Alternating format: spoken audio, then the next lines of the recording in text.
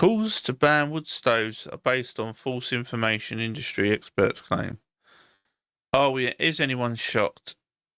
Because the information was actually created by green energy companies. And they think that everyone's going to fall for it because they told you. And a lot of people will. A lot of people go, oh, well, it's the science. And science doesn't change. Science does change. I think it was Einstein. He was teaching a class of students, and I might be wrong who it was by, but they was teaching a class of students. I think it was Einstein. And he gave them all an exam. And the pupils answered it and that. And a lot of them got a high grade in it. A year later, he was giving them another exam, and he gives them the exam, and he walks out. And one of his assistants said, "You do realise that's the same exam that you gave him last year?" And Einstein said, "I know, but the answers have changed because the science has." And that's the problem that we seem to forget. Science every year evolves, but most people nowadays think science, as soon as it's said, it can never be asked again. It can never be argued.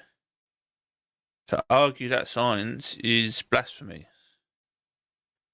And it shouldn't be that way. Everyone has the rights to ask the question. And you can ask the question 50 times if you don't believe in the science. And if the science is correct, that 50 times that it's checked should come out the same. If it doesn't, then you've got to look again. So let's keep going through this wood stove. Wood stoves, to be honest, people are moaning about one wood stove when China and India are building coal fires like no tomorrow. I think China's got two being built nearly every week for the next 3 years.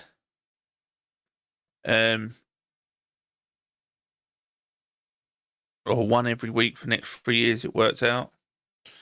So, and you think that people having these coal fires at home, using wood that has fallen down, trees that have fallen down, or areas they've cleared, is going to hurt our ozone? China has produced more CO2 in the last 7 years than the UK has done since it industrialised over 100 years ago. China in the next 7 years will produce more CO2 than the UK will in the next 250 years.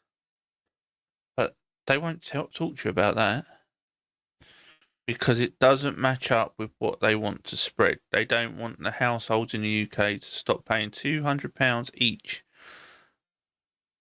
green taxes. That is our problem. It's all about money, not about the people anymore.